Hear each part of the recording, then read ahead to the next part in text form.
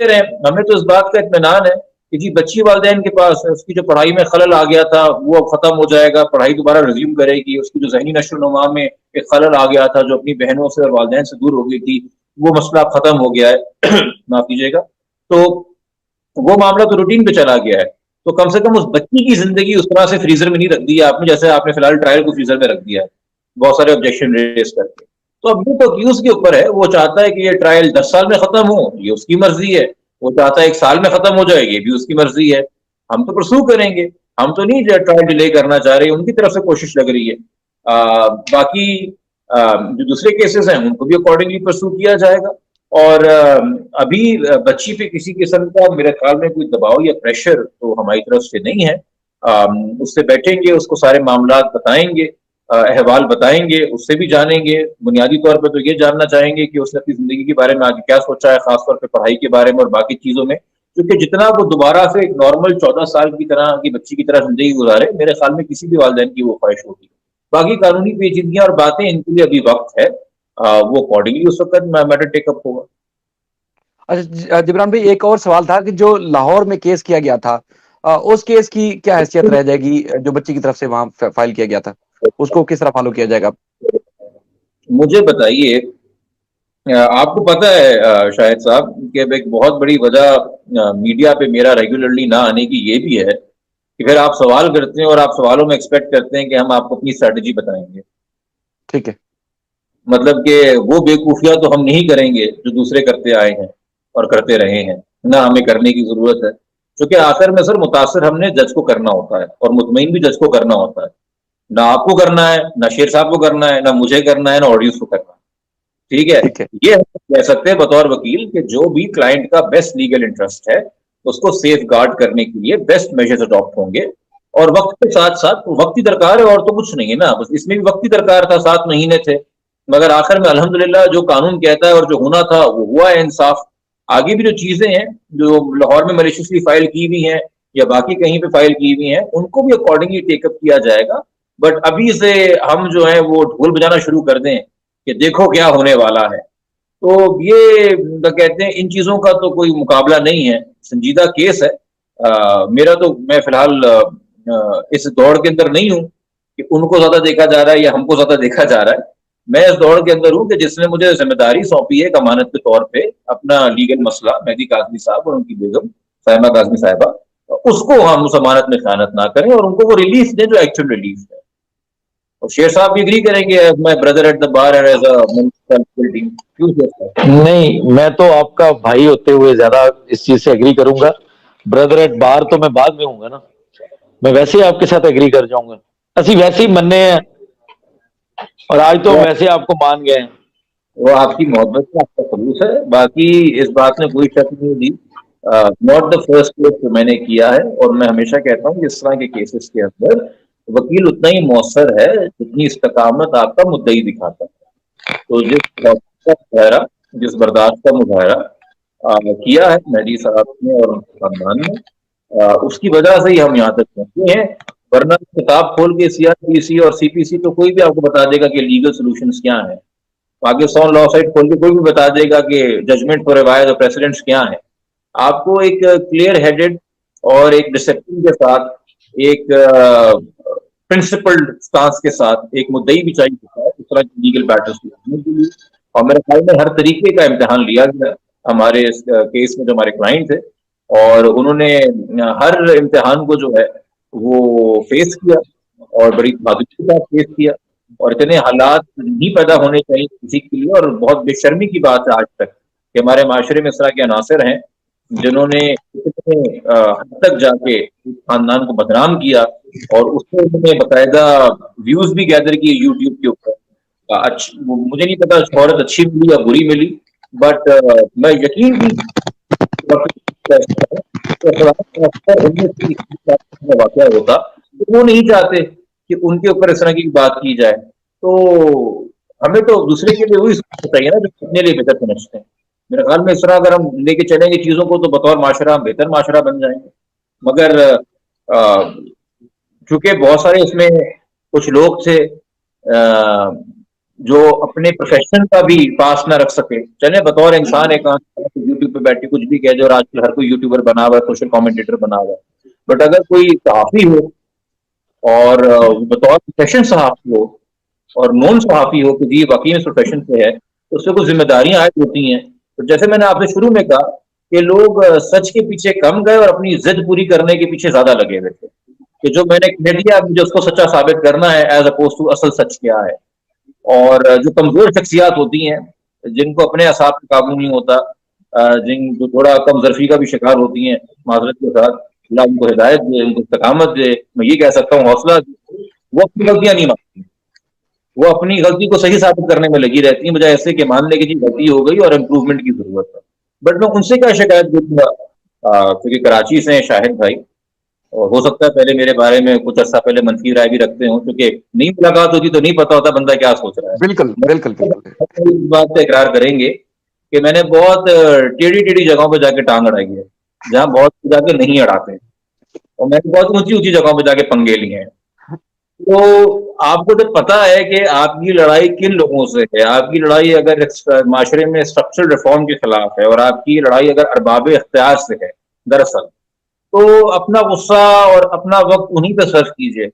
आप अगर हर इंसान के ऊपर जो आपसे एक इख्तलाफ रखता है, और बेशक वो आपको कॉल आउट भी कर रहा हो या आपका नाम लेके आपके बारे में कॉल कॉल भी बात कर रहा हो, अगर आप उसको हावी कर लेंगे, तो फिर मेरे ख्याल में आप अपने साथ भी ज्यादती कर रहे हैं, और जो इज्जत आपको अल्लाह ने बख्शी है आप उसके साथ भी ज्यादती कर रहे हैं। या मेरा तो ख्याल है कि अल्लाह ने मेरे ख्याल में इस केस के तवज्जुह से, चूंकि अच्छा बुरा सही या गलत, हमने पब्लिक में इस केस को लेके एक स्टांस लिया हुआ था, आप लोगों ने बिल्कुल है, भी लिया, ठीक है, बिल्कुल है। अल्लाह ताला ने शुरू किया है। और वो स्टांस हमने, मेरे ख्याल में कोई सिर्फ मेहदी नकवी साहब की मोहब्बत में, या वो मेरे क्लाइंट हैं, या आपको वो सच्चे लगे इसलिए नहीं था, उसलिए था क्योंकि माशरे के अंदर ये वाकई में जो जुर्म है, छोटी बच्चियों को वर्गलाना और किडनैप करना या ह्यूमन ट्रैफिकिंग करना, ये फैल रहा है। और उसमें चाइल्ड मैरिज एक कलीदी किरदार अख्तियार, एक मीडियम के तौर पे, एक नेसेसरी मीन्स के तौर पे इस्तेमाल हो रहा है कि चाइल्ड मैरिज के जरिए ये पूरा काम किया जा सकता है और उसको कवर किया जा सकता है, किडनैपिंग और ट्रैफिकिंग। तो ये एक बड़ा मसला है। और शाहिद भाई चूंकि हैं हाई कोर्ट के अंदर, और आप इस्लामाबाद में देखते होंगे जो दूसरे शायद हमारे सकलैन भाई हैं, जी। कि रूटीन के अंदर कम उम्र बच्चियां, हर रोज कोई ऐसा दिन नहीं है हाई कोर्ट में जहां कोई ऐसी पिटिशन नहीं फाइल होती कि जी मैंने पसंद से शादी कर ली, हमें प्रोटेक्शन दे दी जाए। तो ये बढ़ता हुआ मसला है, और मेरे ख्याल में इस केस से फ्यूचर की तरफ देखते हुए बड़ी बात हमें करनी चाहिए, और अगेन अरबाब इख्तियार के हवाले से करनी चाहिए और उनको एंगेज करना चाहिए। अब मेरे ख्याल में जो दूसरी तरफ की लोग बैठे हुए हैं और अपनी जो वीडियोस बनाते हैं, जो भी करते हैं, उनको एंगेज करने के बजाय जो असल स्टेक होल्डर्स हैं, उनके पास इन केसेस की एग्जाम्पल रखें और उनसे बोलें कि हमारे लॉज के अंदर और हमारे प्रोसीजर्स के अंदर, हमारी जुडिशियल इंटरप्रिटेशन के अंदर वो क्या खराबियां हैं कि एक बच्ची को अपने घर आने तक 7 से 10 महीने लग जाते हैं, बजाय इसके कि 7 से 10 दिन लगे। अगर जून के महीने में कि बच्ची सिंध हाई कोर्ट के सामने पेश हो गई थी, तो वो क्या खामियां प्रोसीजर के अंदर हैं कि ये फैसला करते करते और सच्चाई तक पहुंचते पहुंचते कि असल में तो बच्चे वालिदैन के साथ ही रहते हैं, खासतौर पर जो कम सिन बच्चे होते हैं, हमें इतने महीने लगते हैं। हमारे सिस्टम में कुछ डिफॉल्ट्स हैं, हमारे एसओपी खामियां हैं, हमें इस डिबेट को बड़ा करने की जरूरत है, उस पर संजीदगी से बात करने की जरूरत है। ये चारों सूबों का मसला है, और आपके लाइफ के अंदर अब जरूरी हो गया है शायद भाई कि आप पार्लियामान के जो अरकान हैं और जो हमारे दूसरे सीनियर वकला हैं, और अगर कोई रिटायर्ड जस्टिस भी हैं हाई कोर्ट के, सुप्रीम कोर्ट के, उनको बुला के हम एक मीडियम पैदा करें और हम इस गुफ्तगू को के साथ वो फर्ज अदा करें जो मैं, और क्या कहते हैं, हक इसका अदा करें इस डिबेट का, क्योंकि जो इतने सारे लोग आपको सुन रहे हैं, माशाल्लाह मोहब्बत दे रहे हैं और आपकी बात पे यकीन कर रहे हैं, और उस मोहब्बत का भी हम सही हक अदा करेंगे अगर हम इस केस के तवज्जुह से इस ऐसे हालात पैदा करें, ऐसे रिफॉर्म्स लेके आ सकें कि हजारों लाखों बच्चियों की जिंदगी बच सके। देखिए, एक हमारे यहाँ सेट टेम्पलेट होना चाहिए कि कुछ चीजें कुछ भी हो जाएं वो मैंडेटरी हैं, और वो दरअसल किसी के राइट्स वायलेट नहीं करते बल्कि इंश्योर ही करते हैं कि प्रोटेक्टेड है। जैसे कि जब इस तरह का केस आपके सामने आए जहां या तो दस्तावेजी सबूत हो कि बच्ची कम उम्र में छोटी है, तो उस दस्तावेजी सबूत की हैसियत क्या है, इस पे एक ब्लैक एंड व्हाइट व्यू होना चाहिए। अगर नादरा वो वेरीफाई करता है कि जी ये डॉक्यूमेंट जेन्युइन है और हमारे पास ही बना है और prior to the incident of kidnapping बना है, तो उस डॉक्यूमेंट की क्या हकीकत है, ये वाज़ेह क्लियर ब्लैक एंड व्हाइट होना चाहिए कोर्ट के पास। दूसरा, जहां इस तरह के केसेस के अंदर कॉन्फ्लिक्ट आ जाए, दो अपोजिंग दावे हों एज के हवाले से, तो मैंडेटरी होना चाहिए और ये सब्जेक्टिव नहीं होना चाहिए कि जी एक केस में ऑर्डर कर दिया और एक केस में ऑर्डर नहीं किया, कि एक मेडिकल बोर्ड होगा और उस मेडिकल बोर्ड के अंदर भी ये मैंडेटरी क्लियर होना चाहिए कि रेडियोलॉजिस्ट भी होगा, आपका गायनोकोलॉजिस्ट भी होगा, आपका क्या कहते हैं पीडियाट्रिशियन भी होगा, आपका डेंटल सर्जन भी होगा, और वो तमाम तरह टेस्ट जो हो सकते हैं पाकिस्तान में, जो कि आप एक बच्चे की जिंदगी की बात कर रहे हैं ना। अगर आपने 13 साल की बच्ची को 18 कह दिया तो आपने उससे उसका बचपना छीन लिया, लूट लिया है। You have robbed her of her childhood. तो वो भी आपको वाजे करना पड़ेगा कि ये प्रोसेस क्या है। और जब एक बच्ची माइनर आ जाए तो ये बात ब्लैक एंड व्हाइट में कम से कम सिंध की हद तक तो क्लियर होनी चाहिए, क्योंकि हमारा चाइल्ड प्रोटेक्शन अथॉरिटी एक्ट, और मेरे ख्याल में पंजाब में भी जो तरमीम आई है उसके बाद सिंध में तो चाइल्ड प्रोटेक्शन अथॉरिटी एक्ट के तहत चाइल्ड मैरिज को चाइल्ड अब्यूज कहा गया है। तो अगर कोई बच्चा अब्यूज हो रहा होता है तो क्या आप उसे अब्यूजर के साथ छोड़ देते हैं? अरे भाई, आप फेसबुक पे वीडियो देख लो कि कोई इंसान अपने पेट एनिमल के ऊपर, अपने पालतू कुत्ते पे जुल्म कर रहा है, तो आप शोर मचा देते हो कि उसको कुत्ता पालना नहीं आता, कुत्ता अब्यूज कर रहा है, ये एनिमल को अब्यूज कर रहा है, डॉग अब्यूजर है, इससे लेके डॉग को शेल्टर में भेजा जाए, और उस इंसान को आप हर किस्म की गाली देते हैं। तो जब चाइल्ड मैरिज अपने आप में एक अब्यूज है, तो जो इसने चाइल्ड मैरिज की है, जो अब्यूजर है, आप उसी के साथ तो उसको नहीं भेज सकते। तो ये एक बहस अपनी जगह जरूर है कि निकाह की वैलिडिटी के हवाले से चाइल्ड मैरिज का लॉ खामोश है, मगर कोहैबिटेशन के हवाले से लॉ बड़ा क्लियर है। ये दो अलग अलग चीजें हैं। निकाह का होना और फिर साथ रहना, 18 साल से जब आप कम है उस दौर में, उस वक्त में, चूंकि जब वक्त आपकी एजुकेशन रुक गई है, आपकी बाकी जहनी नशोनुमा रुक गई है, आपकी बाकी जिंदगी की जो आपने फैसले करने जिसमें वालिदैन की सपोर्ट चाहिए होती है वो आपके पास मौजूद नहीं है। हम जब तक इसको ब्लैक एंड व्हाइट में इस प्रोसीजर को नहीं बनाएंगे तब तक, और जजेस की अपनी स्वाबदीद पे होगा, या जो सामने वकील है वो जो दलाइल दे रहा है वो कितना इन्फ्लुएंशियल है, या उसके दलाइल कितने अच्छे हैं, उसका होमवर्क कितना है, अगर इस पे हम रहेंगे तो फिर बहुत सारे वेरिएबल्स हम लेके आ रहे हैं बच्चों की जिंदगियों के ऊपर, सट्टा खेला जाएगा, फिर तुम जुआ खेलते हैं। तो ये रूल्स ब्लैक एंड व्हाइट में होने चाहिए, ताकि आपके पास एडिक्वेट लीगल रिप्रेजेंटेशन हो के ना हो, आपके पास कोई काबिल वकील हो के ना हो। जजेस की जिम्मेदारी होनी चाहिए कि उनको ये फलाना फलाना खाने जो है ना पुर करने, चेक करने, ये पूरी चेकलिस्ट तैयार करनी चाहिए जुडिशरी को अपने एंड के ऊपर। इसी तरीके से जो इन्वेस्टिगेशन है, इसमें जैसे ट्रैफिकिंग के अंदर एक डिटेल्ड रूल्स है इन्वेस्टिगेशन के, मेरे ख्याल में चाइल्ड मैरिज में भी इन्वेस्टिगेशन के रूल्स में कुछ तरमीम की जरूरत है, पुलिस की ड्यूटी और रूल्स के हवाले से।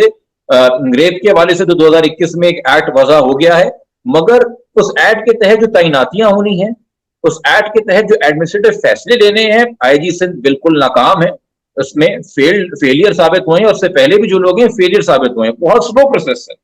अभी भी मैं और बहुत से केसेस कर रहा हूं जिसमें 375 की दफा लग रही है, मगर कोई जेआईटी तश्कील नहीं दी जा रही नए लॉ की जो रिक्वायरमेंट है उसके तहत कि जेआईटी इसकी इन्वेस्टिगेशन करे।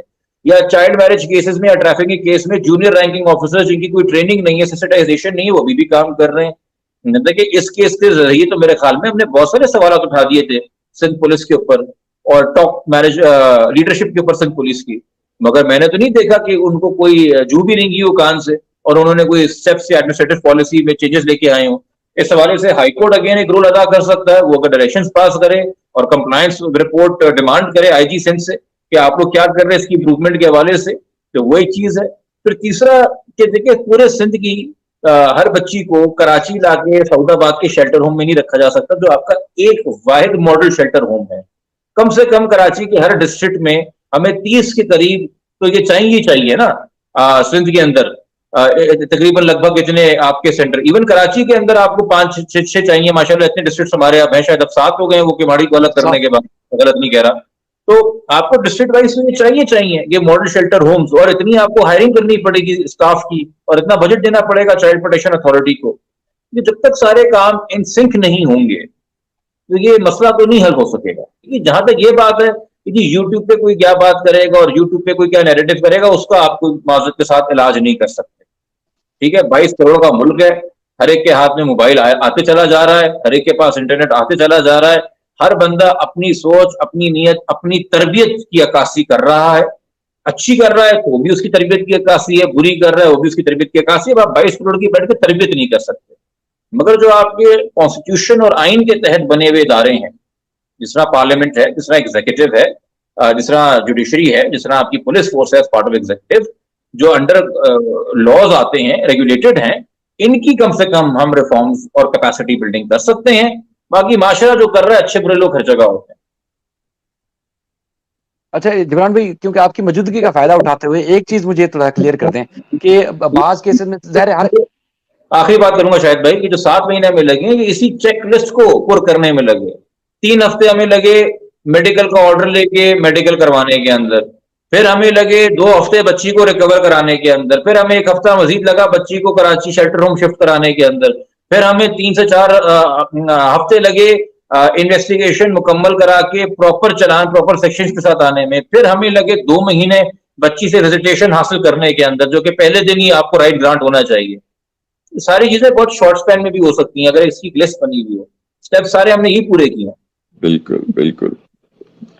और शायद और आप सुनाएं, शायद कैसा रहा आपका एक्सपीरियंस? अल्लाह का शुक्र सर, बड़ा जबरदस्त रहा।